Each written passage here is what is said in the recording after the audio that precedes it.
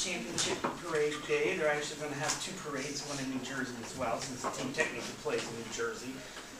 When they won their first Super Bowl, believe it or not, the state of New York and the state of New Jersey got into an enormous battle. The state of New Jersey wrote up T-shirts that said New Jersey Giants, world champions, and New York went berserk. And this was at a time when New Jersey and New York relationships were sort of at a really low. They haven't really come back. It's so funny that two sets of people in two states that are so close to each other need each other so much on some levels, dislike each other so much. It's kind of bizarre. And the relationship, unfortunately, New Jersey gets bizarre stereotypes attached to it the way. Forgive me if you're from New Jersey, because I know these things aren't true, but you get made fun of as bad as people from Arkansas and West Virginia. I mean, that's not a good group to be in, unfortunately. And that's why they made that show, The Jersey Shore, which is interesting because I don't think any single one of those people are from New Jersey. I think a couple of them from Long Island, some of them are from Staten Island. So anyway. And I'm almost curious whether or not the accents they have are like fake, that they're like putting this on or something like that. By the way, speaking of media, we'll get to the entertainment industry. What is the one? Snooki was trying to do a show in northern New Jersey or something like that. They told her to basically go to hell. I think it was in Bergen or somewhere like that. Anyway, we will get to the entertainment and sports industry, but just to sort of test it, whether what you guys are picking up. How would a conflict theorist view the role that sports plays in society? Remember, conflict theorists are the ones who say that the media is a tool for manipulation? What would be the possible reason for the society wanting to promote sports? Yeah, tell me your name again, I'm sorry. Tom. Go ahead, Tom. Kind of like as an opiate, as a distraction. That's a very good description. So how would that work? For example, a conflict theorist would suggest that we use sports and media is used to distract people from what? What types of conflict? Yes. Tell me your name. Anne. Go ahead. All the horrible things that are going on in the world with the news and murders and rapes and all these other. So potentially crime. So ignoring, looking at maybe structural issues. Also international crime. What else? What type of conflict do Marxists talk about? What was Marx focused on? Right, but along with that, what types of divisions did he particularly look at?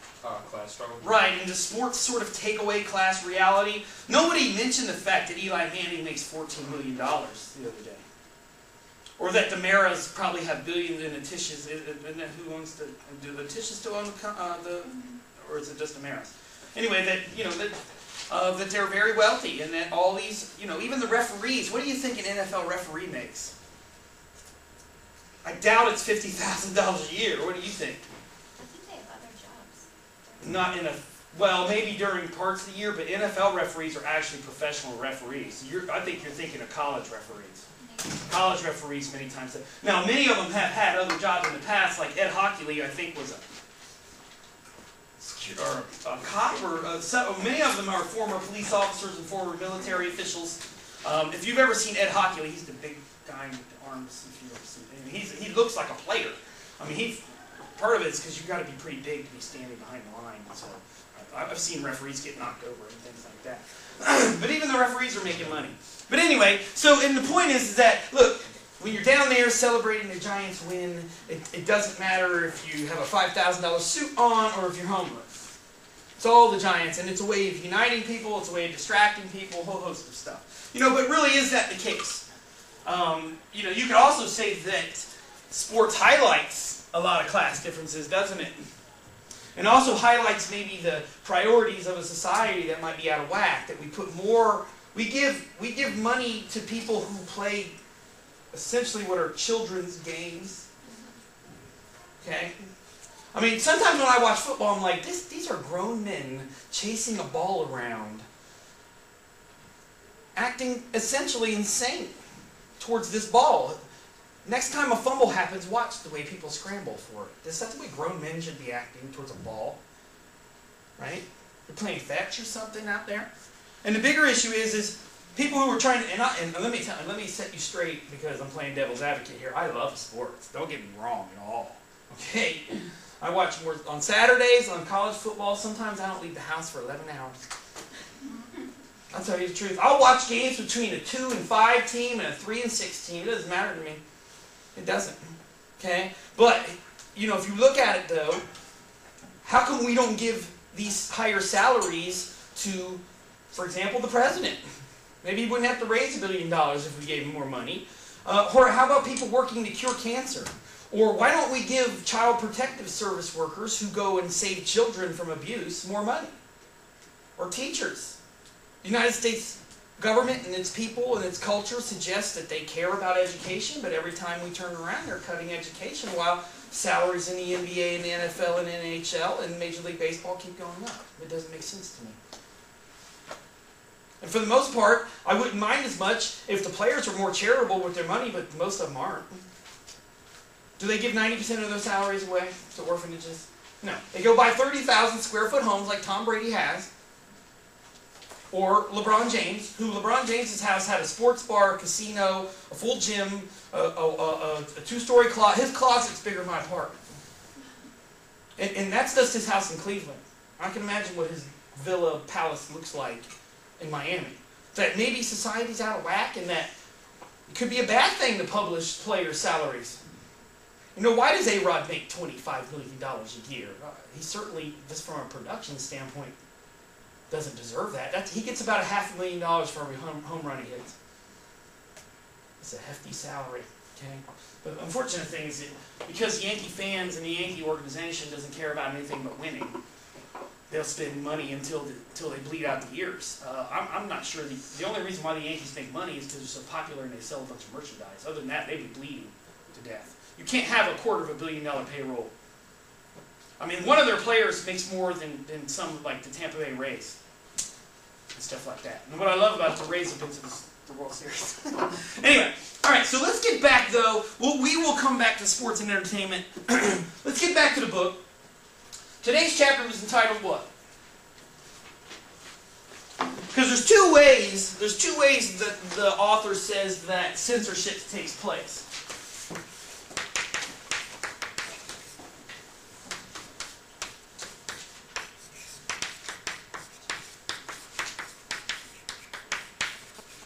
Or what we might call, in the language of Christianity, the sin of omission and the sin of commission. What's a sin of omission? Or what's a mistake of omission? What's that mean when you censor things by omitting things? Yes? You leave out a part of the whole thing. Right, you either don't talk about it at all, like, do you guys remember what publication I showed you that iPod story from, the iPod City? Do you remember what country that newspaper was from? Was it from the United States? It was from the UK. I couldn't even find an American outlet that would write that story. That should tell you something. And I'm like, again, I'm not trying to push you one way or the other on Apple. You do what you want with the company, but I would say just as an American who loves freedom of information, you should be upset with the fact that this is an active attempt to allow Apple computers to get away with what is, in the minds of many, human rights abuses. And I'll tell you right now, until they crack down on companies like Walmart and Apple and McDonald's for using slave labor, your wages in the United States will not only will not go up, but they will continue to go down. What is the purpose of manufacturing anything in the United States when I can get somebody in China who can't say anything no matter what I do to them and pay them 6 cents an hour? You can't compete with that, America. The only way to do it is if the government comes down on Apple. Which, do you think that's going to happen? No. Anyway, what is an active distortion or committing an act of censorship? Like, what the difference? This is what most people think of censorship. Just don't talk about it, right? What about this one? This happened during the Iraq War. What happened during the Iraq War?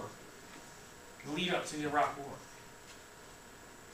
Did they not talk about it? What did they do? Tell me your name again. Caroline. Go ahead, Caroline. Did you use false information? Right, or at the very minimum, the news agencies just remember our 5 filters? What was the third filter?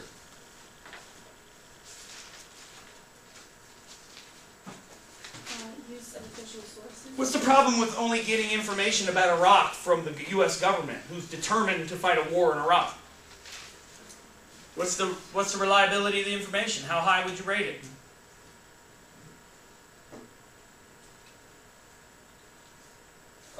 Pretty low, because they're going to make it seem in their favor. And how do you think the U.S. military views the media? In a positive light or like the enemy? U.S. military? Yeah. I'm sure like the enemy. Why do you think that the U.S. military and the government, too, views the media as the enemy? The celebrities view them as the enemy, too, although some celebrities say there's no such thing as bad publicity. Well, because they're over there fighting for our country, essentially, and losing lives and losing friends. And what's the media interested in when they go over to Iraq? Interested in, from what I've seen, how we're rebuilding Iraq and how we're helping them. And, that is the case in some cases, but they don't show the deadliness. So what kind of story, well, I wouldn't go that far, but what kind of stories does the news like to print about the military and about the war in Iraq or Afghanistan or other stuff like that? What kind of stories sell that they can get away with? Death toll, Right, or sensational stories.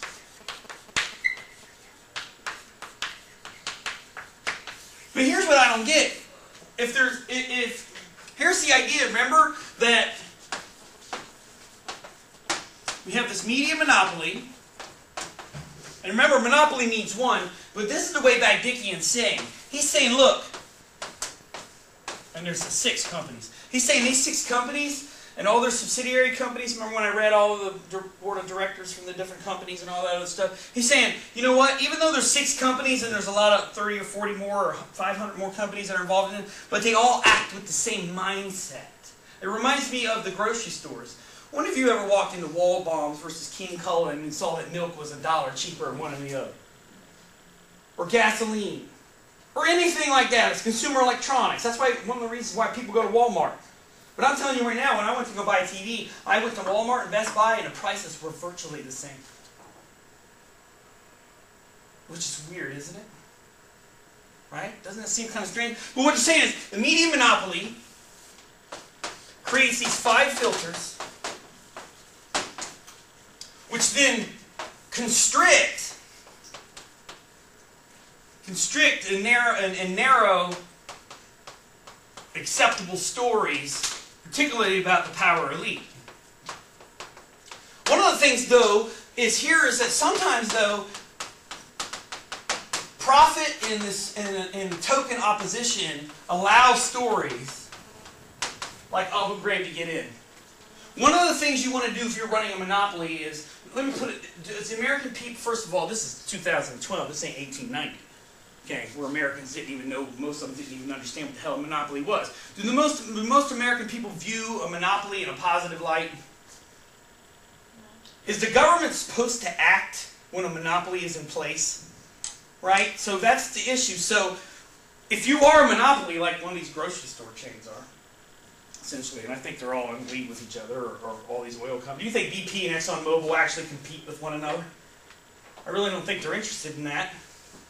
It's like the Soviet Union and the United States. There was a lot more cooperation going on than people realized. At the very minimum, it was an agreement not to attack each other. Right? But what you have to do is, first of all, profit is connected to sensational stories. So what news media agencies and the government and the military don't like is, they will print stories that make the military look bad. For profit. But they won't. But they'll make it look like with Abu Ghraib that it was a couple rogue elements in the military. It wasn't the military itself. And very rarely do you see stories, although there was one, if you're interested, I can send you the link for this, that was highly critical of how the Army was taking care of injured soldiers at Walter Reed, and it was in the Washington Post, and it won awards and all kinds of stuff. Okay? Now, again, the journalism community tries to pry this open and say, look, these stories need to be done. They're always getting kickback from their editors. But the other thing that allows these stories, and I'll show you here with a PBS Frontline story here in a little bit, we're going to watch this, they want to put up token opposition. What's that mean? Why is it important to make it look like competition is occurring during a monopoly? Standard Oil used to do this. They used to set up fake gas stations. Tom? So, They don't get in trouble for having a monopoly. Right, so at very minimum, the public doesn't realize that that's what's going on.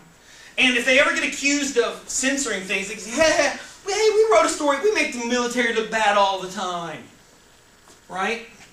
Part of the reason why the military and the media both have a contentious relationship is part of it has to do with the Vietnam War, the way the coverage was there, and Watergate, and so politics and the military looked at the media as an enemy, but also the media and the military look at each other as partners. That the media says, look, I can't get information out of the military unless I'm cool with them, right? So I can't piss them off too much. But I also can't give the public the impression that I'm cheerleading for either the markets, for corporations or the stock market, which I'm going to show you here in a second, or for the Iraq War, which they did not do any serious investigative journalism. It's almost like they were in league. Part of it was, if you guys remember at the beginning of the Iraq War, journalists were embedded inside of units. Are you going to write a bad story about the 2nd Marines if they're protecting your life? You're going to write that they killed some civilians? Because they'll kill you. Make it look like an accident. In the war zone, things happen. Oops, you sat on a grenade. Oops, you walked on a landmine. Okay? And the military also knows that if, in order to get public support for war, they need the media in there. So they'll allow some of these stories out. But I'm going to tell you something. You guys know what I'm talking about with Abu Ghraib, right? The thing at the prison in Iraq where they were abusing prisoners, U.S. soldiers were abusing prisoners. It was blamed on the rogue elements. It appears, some serious journalists actually did a study, it appears that the military approved every bit of that. But there was the CIA in there doing that. And they tried to make it out. The media came to the conclusion, because they wanted to be friends with the military, that, oh, it was just rogue elements and it was a one isolated incident, and it was also proof for the military from the military and the media to the public that, hey, we're paying attention and we're not allowing bad things to happen. The problem is, and Bagdikian talks about this later on in his book, is that many times the information is censored in such a way as to be held back in a timely manner. So the timeliness, truthiness. Man, this chocolate's junk. You saw it, camera.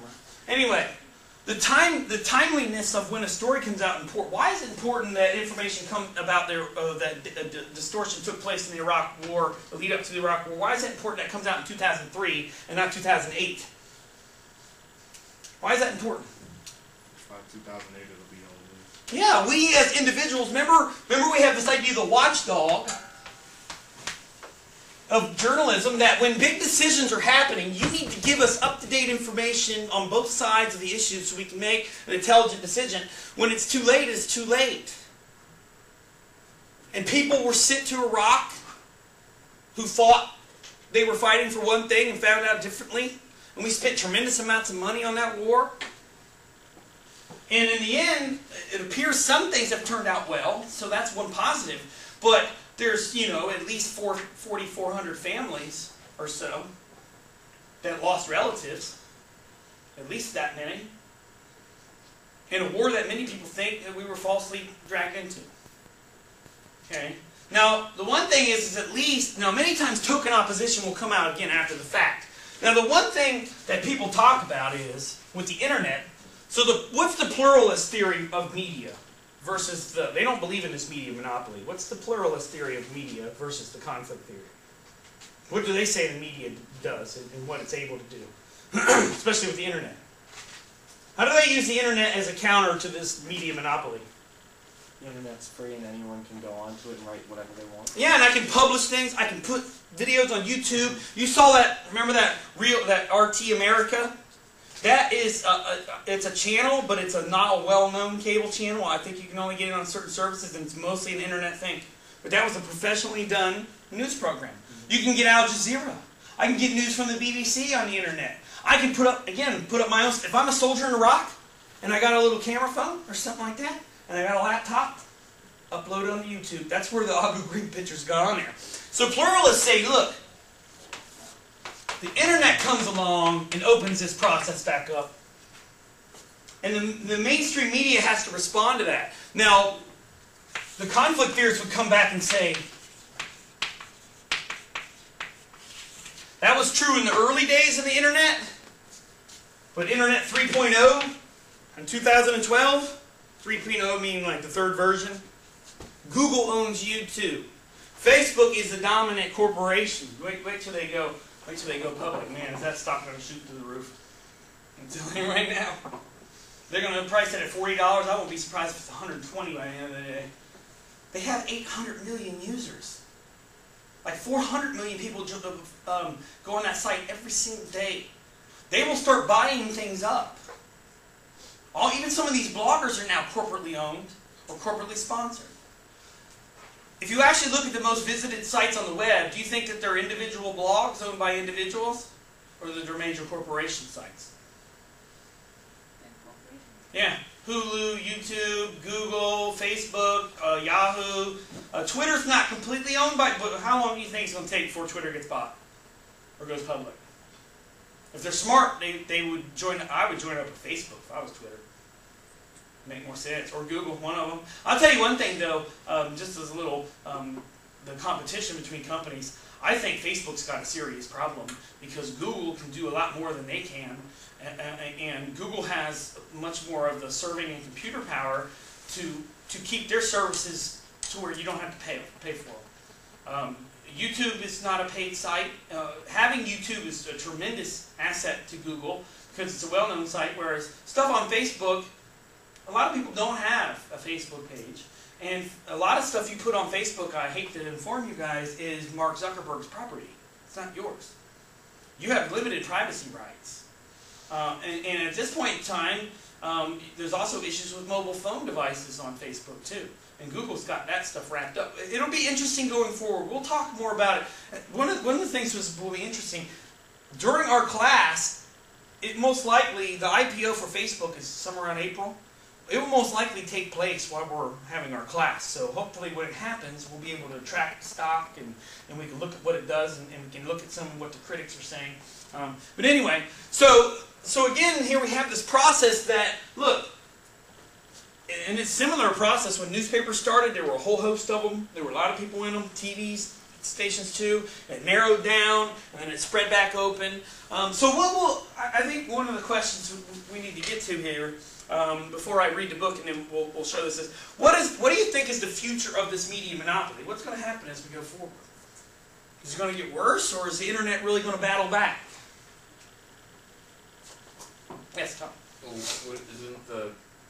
wouldn't the trend suggest that the internet will eventually get constricted and narrowed down eventually, and then there'll have to be another form of right. What the statement would be is that internet people will find some way to tear it back open again. Yeah. Somehow. Okay? So maybe both things might be going on and there's going to be a constant battle like a Cold War or something, like fighting over ideologies. The one wild card in this, because the book talks about this in 1996, there was this Telecommunications Act that the Congress passed that allowed, it used to be, if you owned a TV station in New York, you couldn't own a radio station. If you owned a newspaper, you couldn't own a TV station. You couldn't own more than one type of media, and you certainly couldn't own two TV stations in the same place. Now you look at it, News Corp alone owns the New York Post and Wall Street Journal. I mean, Sarah, you know, not only that, but they run Fox and FX and a whole bunch of other channels on cable, and they run local channels too. And the wild card in this will be, what side does the government take? Who do you think, according to conflict theorists, who do you think the government's going to side with? Corporations? Potentially. We'll see. What might make them not want to do that? And we'll get into the Stop Online Piracy Act, which was actually protested by not only individuals in the public, but also sites like Facebook and Google. What might prevent the government from acting? This is what prevents them from raising taxes. They won't get votes. Yeah, I mean, look, the public does. I don't want to give you the impression. The conflict theorists act like the public has nearly no power, and they're right on some extent. You think about this. Do you decide who runs for president?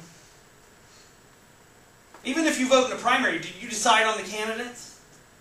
No. So you don't technically decide on this stuff. And once officials, government people are in office, Do they ask your permission to raise taxes? Do they ask your permission to send your children or you off to war?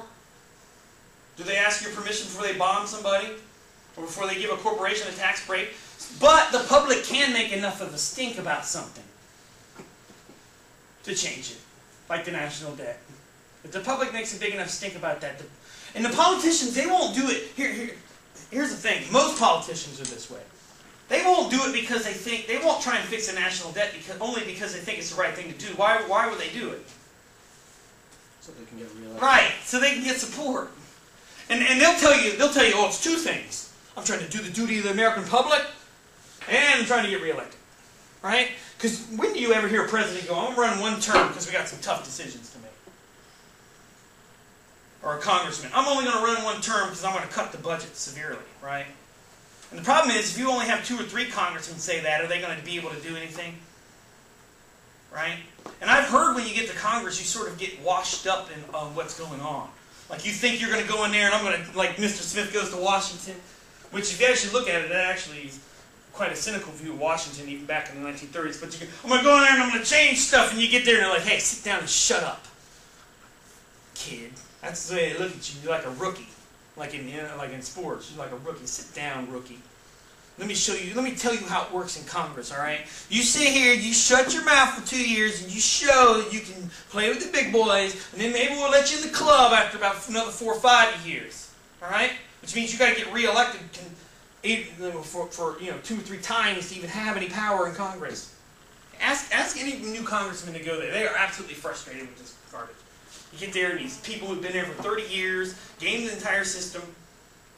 Some people suggest we need term limits on Congress.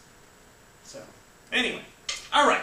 Now, what I'm going to show you here, to display some of these things, so for the camera, I'm going to show you a piece from CNBC. One of the watchdog functions of the news media is to tell people, hey, is there a recession coming? Are stocks going down?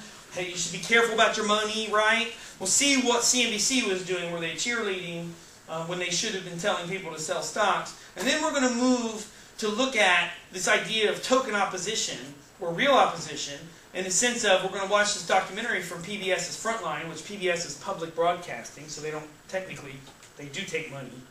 It's kind of goofy. If you've ever seen, when I was a kid, PBS didn't show commercials. Have anybody watched PBS lately? There's commercials in there. For like BP too. I'm like, what the hell is going on? But there's a Frontline special on Dick Cheney called The Dark Side. And it talks about what happened in the hours and days and months after the 9/11 attacks and how they used the fear of the American public and also the news media to spin this story, this distorted story that Al-Qaeda and Saddam Hussein were in league with each other, and then got the public all in a fury about weapons of mass destruction. And those of you, I know some of you were very young at the time, if you remember on September 12th the way people felt, they weren't in a logical mood. Okay, they weren't in a calm, introspective mood to where they could logically and calmly consider legislation and pass it. They were like, look, just do anything. Pass the Patriot Act. I don't care what you have to do. People were talking, this is how crazy it got. People were talking about deporting every foreigner in the country. And my first thought was, Timothy McVeigh, who bombed the Oklahoma City building, was an American. The guy who did the anthrax attack, what nationality do you think that guy was? You can bet that guy was an American. And you remember on the note, those of you who remember the anthrax attack, he wrote some stuff about Islam on there, Allah and all that, to make it look like it was an Arab American or an Arab national that was in the United States or Iraq. Anyway. All right, so let me show you this piece, and we'll look at this element here of token resistance. Also, one other note. I know it says on the syllabus the first test, I was going to hand it out on the second. It actually doesn't make sense to do because it's a long time. It's not going to be due till March 1st. So I'm going to give it to you on next Tuesday. That'll give me a chance to, I have it basically worded right. I just want to go through it and make sure that it's right. Also, and some of you will probably like this, I'm going to try and figure out a way to get creative with the final exam. That way, if you want to do a different project, or for example, you're happy with your grade for the class, I may shorten the exam up, or give you the chance to opt out of it. What do you guys think about that? Because I know, I'll tell you what, and those of you who've had my class in the past, I don't know why, and again, in sociology we talk about the difference between tradition and rationality, and to me it's not rational, first of all, to give tests in class. It makes no sense to me, because a lot of people get test anxiety. You don't learn anything from tests, do you? You know, and then it's a waste of an entire class period. And I also never understood why there's so much emphasis on the final week. To me, the final week of school should be light and airy and fun, and we should talk about things we learned over the semester, instead of, oh my God, I'm going to drill a hole in my head because there's so much stress going on in my life. You know, think about in elementary school. Was the last week of school all full of final exams and stuff? No, it was essentially a wanker fest. Right? Excuse my British colloquial slang or whatever, but it was basically, let's make some stuff with construction paper and say goodbye to everybody and have a pizza party. And I'm not saying that we're not going to do, we will do something with the final, but I'll make it fun and I'll make it interesting. And we'll connect it into some of the things. Because one of the things we're going to be looking at in the third section are celebrities. So maybe we'll have some fun with that. Maybe we'll have, I'll give you the option of presenting who your favorite celebrity is and why, and maybe talk about their lifestyle and things like that. Anyway, so I just don't want people to get nervous about the test. Also, as far as the subject matter of the test, you can bet I'm going to ask you about the 5 filters and how they relate to this. You can bet I'm going to ask you about, you know, what does the media monopoly do to content and how does that impact the watchdog function. Maybe also give an example comparing the pluralist theory of media with the conflict theory, to give me an example that is, or at least attacks the conflict theory perspective that all media content is controlled. That way you can, I may have you go find a story in the news that that attacks a prominent government institution like the military, or makes a corporate person look bad, as a proof that the media is not completely tied up into corporations. Anyway, all right, so let me show you this piece. Again, this is Jon Stewart. This is about